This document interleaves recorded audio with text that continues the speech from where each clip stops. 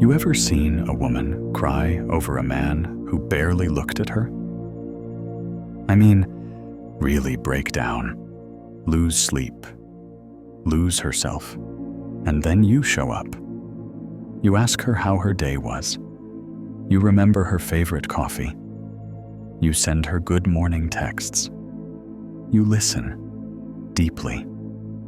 And she says, "You're amazing, but I'm just not feeling that spark." It doesn't make sense, does it? You gave her attention. You gave her effort. You gave her safety. But he gave her confusion. And somehow, she can't stop thinking about him. Let me tell you something most men never learn. Attraction isn't fair. It's emotional, and emotions don't care how nice you are. They respond to rhythm, not reason. There's this guy I knew, Ali. Smart, emotionally available. He met a girl who'd just gotten out of a messy relationship. He told her he wasn't like the others. He meant it.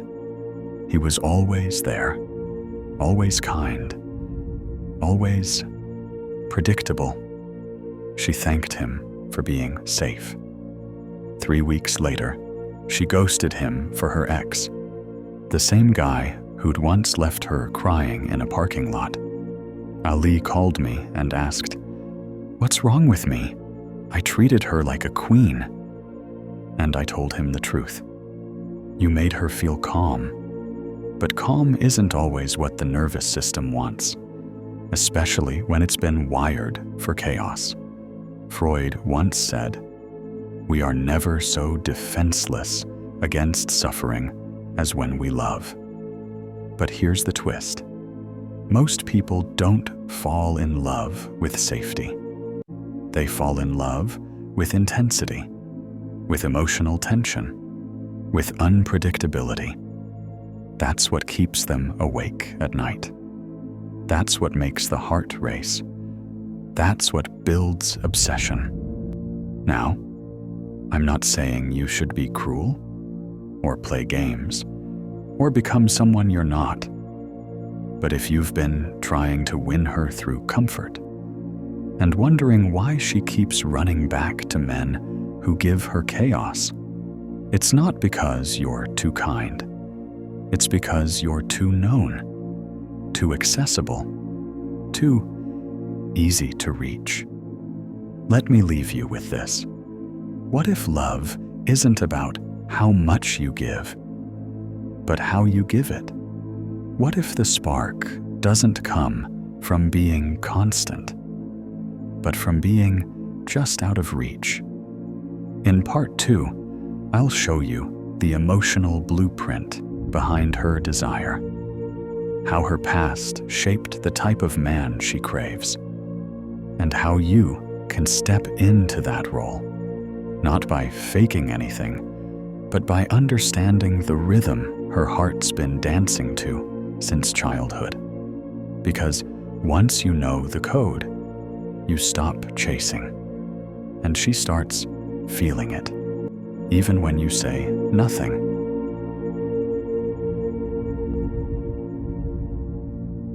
Part 2. There's a painting by Leonardo da Vinci, The Last Supper. Most people see Jesus, the disciples, the moment of betrayal. But few notice one hidden detail. Da Vinci painted each reaction differently: fear, anger, shock, because he believed something radical for his time. Emotion, not logic, is the gateway to truth. And when it comes to women's attraction, that couldn't be more accurate. Let me tell you a story. Sophia was a smart, independent woman. Everyone said she needed a mature guy, someone who would support her, listen, understand her wounds. Then came Marco. He wasn't mature. He wasn't stable, but he had one thing. He felt familiar. He triggered something in her. He reminded her of the unpredictability of her father, the same emotional pattern she swore she never wanted again. But her heart didn't care, because her nervous system wasn't looking for logic. It was looking for recognition. This is what Freud called repetition compulsion. We don't fall for what's good for us. We fall for what feels familiar, even if it hurts. Your presence, your consistency, your kindness. If she never associated those feelings with love growing up, then her body doesn't register them as desire. It sees them as something else: friendship, stability, neutrality. Think of it like music. You play a calm melody. She grew up with chaos and distortion. You sound like background noise to her.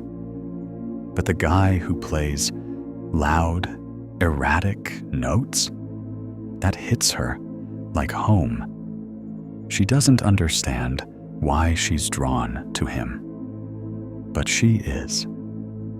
So what do? You don't imitate toxic men.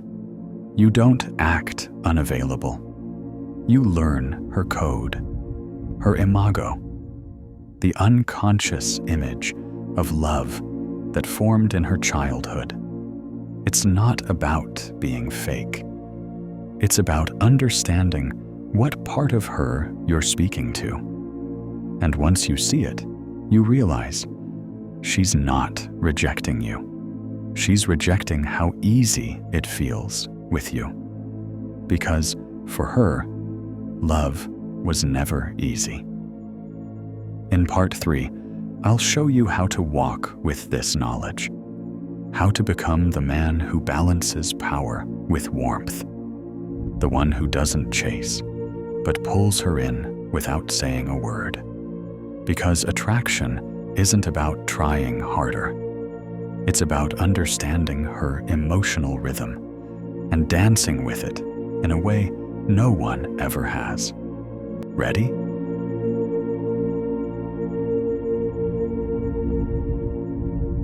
Part 3.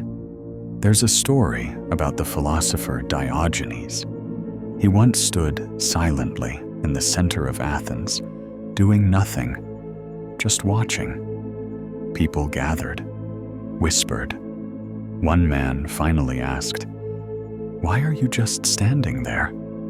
Diogenes smiled and said, "Because sometimes presence disturbs more than noise. That's attraction, not what you say, not how fast you reply, but how you carry your space, and what a woman feels in your absence." Most men talk too much, explain too much, try too hard to prove they're different. But she doesn't feel you through your effort. She feels you through your energy. And energy doesn't beg. It doesn't chase. It doesn't overgive to get affection. It simply is. Let me paint a picture for you. Two men walk into the same room. The first one smiles wide, compliments, leans in, laughs too quickly. He's eager, open, available. She calls him sweet. The second one walks slowly, looks around once, nods slightly, says little, but something in his stillness, his unbothered calm, pulls her in. She feels curious, unsure, awake. He doesn't try to impress, and that's what makes him unforgettable. You don't need to become cold. You just need to stop needing. Let her feel that you could walk away at any moment, not because you're playing games, but because you respect yourself too much to chase. This is power, not dominance, but contained chaos. You're not her therapist. You're not her emotional crutch. You're the mountain she leans on, not because she has to, but because she wants to. So here's what you do. Slow your responses. Own your silences. Say less, but mean more. Hold eye contact without breaking. Give, but never overextend. Make her feel your absence as much as your presence. And when you give your warmth, let it feel earned. Because obsession doesn't come from being always available. It comes from being rare. If this series shifted your mindset even a little, hit that like button. Let the algorithm know we're waking men up. And now, I want to hear from you. Have you ever lost your power by trying too hard to be loved? Drop your truth in the comments. No filters, no shame, just real talk. Because that's where your strength begins. Not by hiding your pain, but by owning your story.